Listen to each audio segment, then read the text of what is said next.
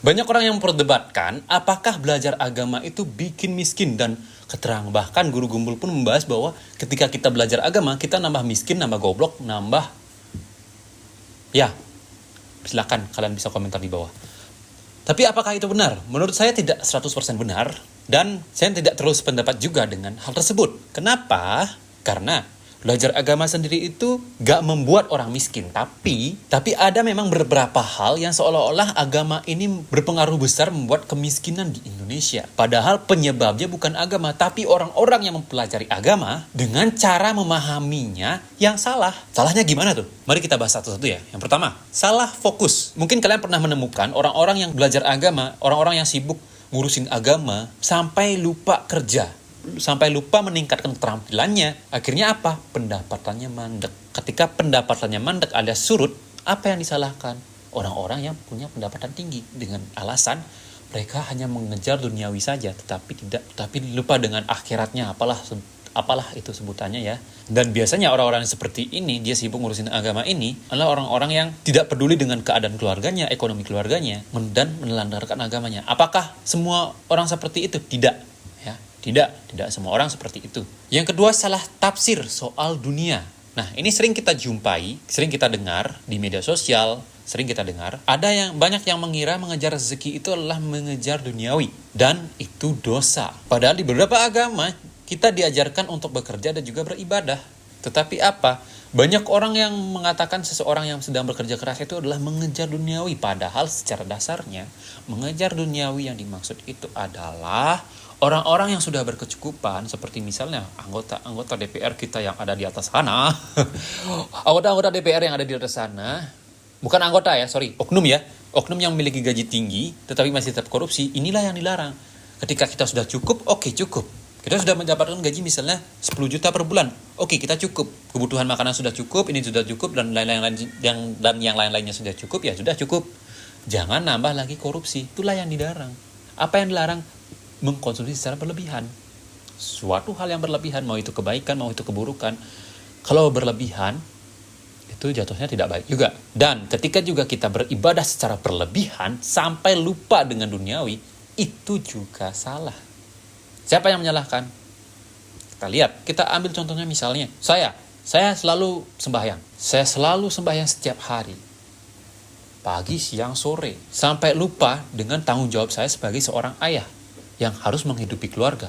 Saya tidak menafkahi keluarga saya tidak memberikan makan kepada anak saya, dan juga saya tidak menafkahi istri saya. Apakah itu dosa? Itu dosa. Ketika saya sibuk mengejar agama, ketika saya sibuk mengejar Tuhan, saya lupa dengan keluarga saya, apakah itu dosa? Itu dosa, Pak. Dan masalahnya, orang-orang seperti itu di Indonesia sangat banyak. Sehingga apa? Agama ini dicap sebagai salah satu sumber kemiskinan. Karena apa? Bukan agamanya, tapi orang yang memahaminya yang salah. Menelantarkan keluarga karena sibuk mengurus agama. Yang ketiga, fanatisme beragama. Banyak berita-berita viral yang ada di Indonesia, ya. Itu orang-orang yang memiliki tingkat agamanya yang sangat tinggi, sehingga dia fanatik dengan agamanya. Dia mengusik orang-orang yang tidak seiman dengannya. Terlalu kaku terhadap gurunya. Terlalu kaku terhadap kelompoknya. Sehingga dia menutup diri dari ilmu-ilmu dunia yang lain. Dunia yang lain ini maksudnya saya bukan ilmu alien atau apa ya, tapi tentang sejarah perkembangan dunia, bagaimana dunia ini bisa bergerak, tidak mau mempelajari hal-hal yang di luar dari agamanya, misalnya seperti ilmu politik, sosial, hukum, dan yang lainnya.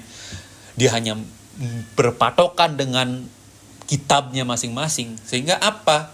Dia tidak terbuka dengan ilmu-ilmu yang ada di dunia. Sehingga apa? Dia tertinggal dari perkembangan zaman. Akibatnya apa? Miskin, Pak. Ketika sudah miskin, menyalahkan orang yang bekerja dengan mengatakan dia mengejar duniawi. Bahkan ada beberapa yang saya temui, ya, ini saya temui langsung. Dia menyalahkan pemerintah karena pemerintah tidak memberikan bantuan. Karena apa? Dia sibuk mengejar agama. Ketika dia miskin, dia menyalahkan pemerintah. Yang salah siapa? Ya, yang salah Anda yang tidak bekerja. Anda sibuk mencari Tuhan, sehingga Anda melupakan tanggung jawab Anda sebagai seorang kepala keluarga. Oke, misalnya ketika Anda sudah bekerja, tetapi aturan yang dikeluarkan oleh pemerintah tidak sejalan dengan Anda, merugikan banyak orang. Misalnya Anda sebagai petani, lahan Anda diambil oleh pemerintah dijadikan lahan tambang, ya mungkin Anda berhak untuk menuntut pemerintah. Tetapi ketika Anda sibuk belajar agama, sibuk mengejar Tuhan, ketika Anda miskin, ya, ketika Anda miskin, Anda menyalahkan pemerintah, yang salah Anda sendiri, Pak. Bukan pemerintah. Ya, Anda ngapain sibuk mencari Tuhan, tidak mencari rezeki? Padahal kalau kita dapat rezeki yang banyak, kita bisa menyumbangkan ke orang lain dan itu mendapatkan pahala. Apakah ada agama yang mengatakan bahwa ketika kita mencari rezekinya kita mendapatkan rezeki yang cukup, kita membagi ke orang yang membutuhkan, itu bukan pahala? Gak ada. Ketika kita membantu orang lain, pasti kita mendapatkan pahala. Lalu apakah kita berbuat baik dengan alasan mendapatkan pahala? Gak juga. Banyak orang yang berbuat baik ya karena hati nurani mereka, bukan karena iming-iming pahala, bukan karena iming-iming surga. Dan masalahnya orang-orang yang fanatik seperti ini menyalahkan orang lain. Hidup mereka miskin, menyalahkan orang lain yang sibuk bekerja dengan alasan dia sibuk mencari duniawi. Yaitu Anda yang salah. Nah, ketika fanatisme yang butakan ini terjadi, akhirnya timbullah masalah keempat. Muncullah orang-orang yang belajar agama.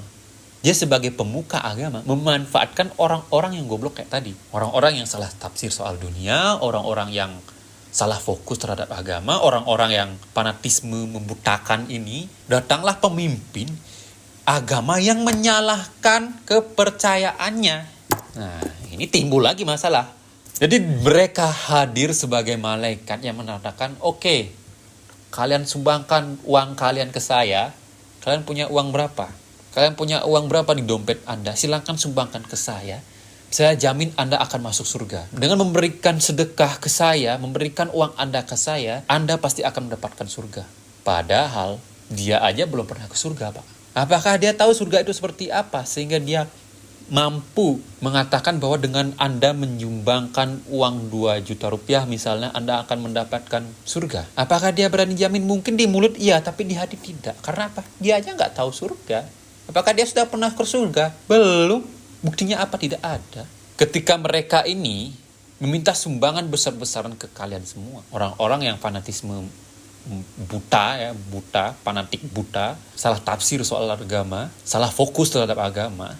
Ketika datang orang-orang yang mengatasnamakan agama sebagai pemimpin agama, meminta sumbangan kepada kalian, pada sumbangan itu mereka gunakan untuk foya-foya, ya kalian tetap miskin, Pak. Dan inilah yang dikatakan oleh para influencer, ya, banyak seperti misalnya Guru Gembul yang mengatakan bahwa banyak orang yang beragama itu bikin miskin. Ya, bukan agamanya sih yang salah, tapi orang-orang yang salah memahami agama tersebut.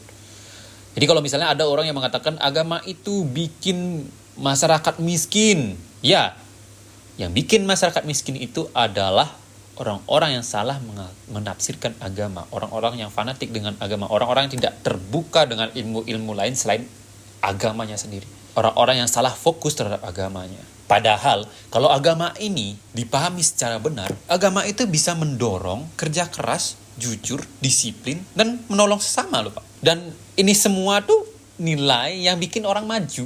Kita juga bisa banyak melihat banyak ilmuwan besar, ilmuwan terkenal, pengusaha sukses, pemimpin dunia yang taat beragama. Artinya apa? Artinya agama dan kemakmuran itu bisa jalan bareng gitu. Kalau pemahamannya tepat.